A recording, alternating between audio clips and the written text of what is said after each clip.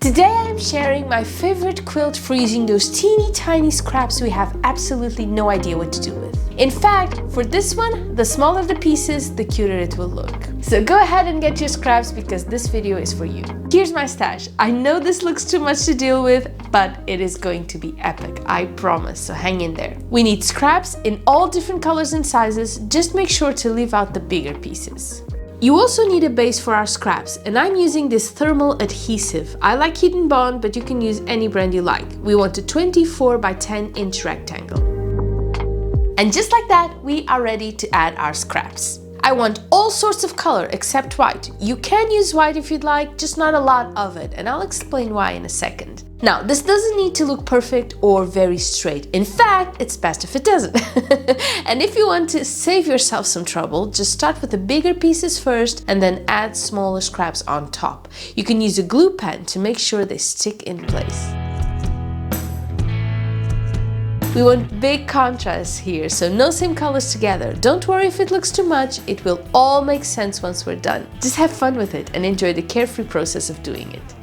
Before learning about this process, scraps were a big challenge for me. I tried doing the right thing and keeping all the leftover fabrics, but as the stash grew bigger, I ended up tossing them out because they were taking up too much room. Now, with all the ways I've found to bust my scrap pile, I use all of them. And I get really gorgeous projects that I love. Now that our first layers of scraps are in place, we need to press them down into the thermal adhesive, okay? Press them, not iron, we just press them in place. I like how this is looking, but now it's time to cover our teeny tiny gaps between our scraps.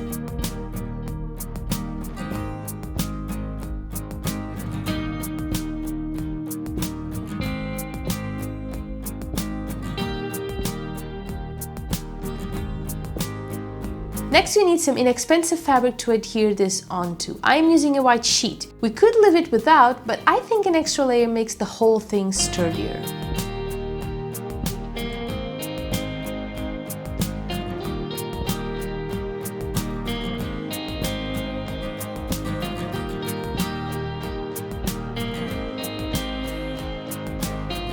Next step is cutting a rectangle of the same size for this sort of veil I have here. You can use anything you want that is kind of transparent. We want to be able to see the fabric on the other side without them having poking out. And for me, the magic of adding this veil is turning all these bunch of scraps into something else. We're essentially creating fabric right now, one of a kind, unique fabric that can be used pretty much for anything regular fabric is used for. This sort of veil also changes the colors. In this case, we will get a pastel sort of pattern filled with toned down colors. Aren't you happy you made a big contrast? Now, I am loving how our unique fabric looks and I'm ready to move forward. Let's quilt our fabric with some really thin straight lines. This way, we make sure none of the fabric will shift ever again. But before we do that, we need to press all of this in place. For some reason, the heat just helps settle the pieces in place. Just make sure that your outside veil does not melt. Maybe test it out before you start pressing. I already know mine doesn't. I've done this a couple of times, but if yours melt, just use some fabric or a tea towel over it when you're pressing. After that, we can either pin the veil in place or use some temporary adhesive spray and sew. As for the project, I am doing a talego. It's essentially a fabric bag for your bread, to keep it fresh and moist. The reason why I thought of making a talego was because a Portuguese baker has just been distinguished with the World Best Baker Award. The first woman to get the award, so pretty impressive. It's kind of magical how you take flour, water and salt and turn it into something as awesome as bread. So yeah, remember when I said I took inspiration from pretty much anything? This is the perfect example of that. Except this isn't just some run-of-the-mill ordinary talego for your bread. It's a unique, one-of-a-kind piece from start to finish. So now that we have our outside fabric ready and looking gorgeous, it's time to take care of our inside fabric. For bread, you can use all kinds of natural fabrics, 100% cotton, linen, even jute. The idea here is picking a fabric that allows the bread to breathe. I've got this cute traditional Portuguese fabric right here, ready to go, and I need a 24 by 10 inch rectangle. And the next step is sewing the two fabrics together at the top.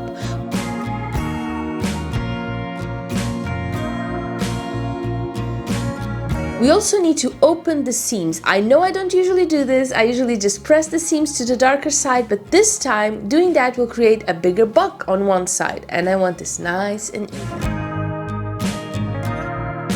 Now, for this talego to work, I need to run some sort of cord or ribbon all around it. I need to measure 2 inches off the top of our bag on the side of our outside bag. A 1 inch will work for me, but make yours bigger if you want to use a larger ribbon. Time to sew. We sew all around our two fabrics, making sure we do not sew on the gaps we marked for our cord, and also that we're leaving a gap on the inside fabric that's big enough for my hand. I'm nervous because now we get to turn this whole thing inside out. We need to be careful not to rip the seams or twist the fabrics out of shape.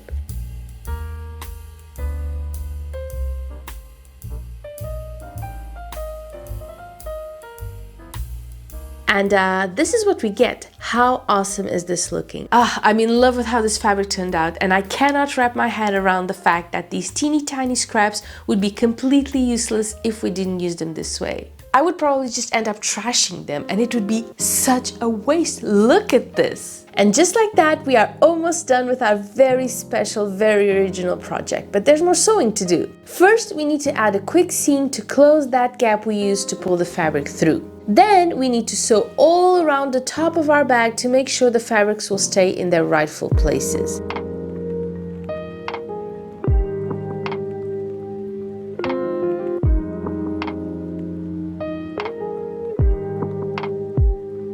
Next step is creating a tunnel for the cord to run, so I will be sewing very carefully to make sure I do it straight and narrow.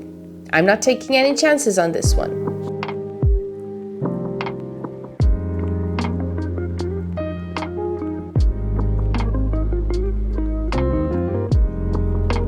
As for the cord, we are going to need 2 of them, and we need them to be big enough to go all around the bag and then some coming out.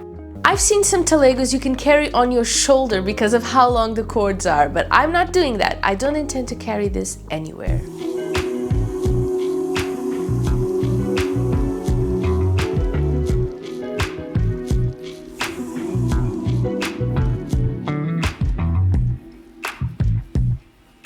You know, this would be a perfect Christmas gift, just putting it out there.